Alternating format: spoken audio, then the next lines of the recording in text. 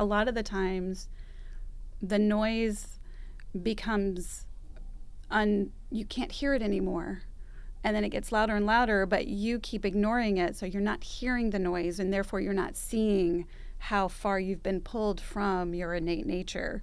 And this is where I think the guides are so valuable, is because, you know, we can see this staticky, this dissonance. You know, it's like sometimes you just can't see things in yourself until somebody else points them out. And then you're like, oh, I didn't know I did that with my hands all the time, or that, you know, it's just part of who you have become.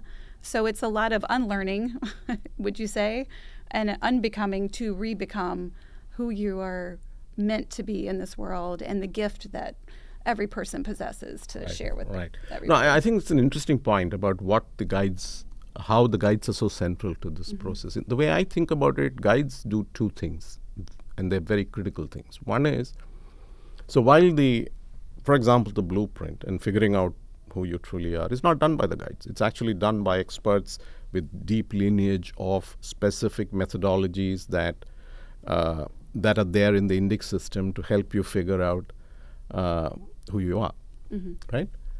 But it is the guide that transmits that to you. And I think that transmission is as important as the knowledge. And why is that important? Because what you're trying to do is not just help them discover it at an intellectual level.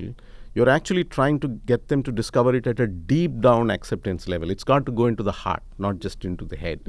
And so the guides are well placed and trained and come equipped to be able to do that well. So to translate the knowledge into communication that, in a sense, really starts the person on the journey. So that's one dimension and that's true across. So throughout everything that the client does with Leela Life, the guide is that central point in transmission and helping the person see what it is, as well as being a person that they can reflect along with.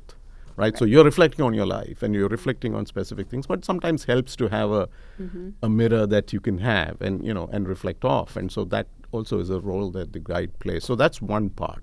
The other part is that it's not just what the guide does, it's how the guide lives.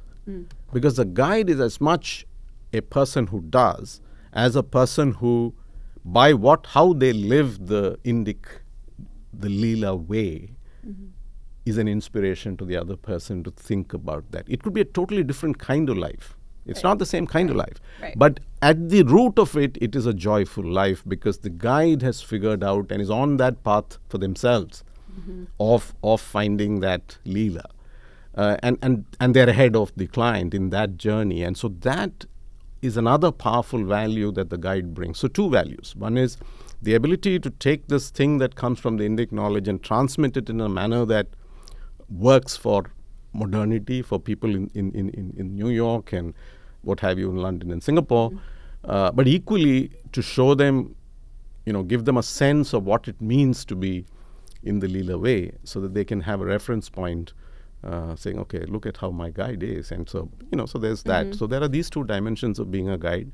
And it's our intention to make sure that we select well and then we equip well and we support well so that the guides themselves become beacons.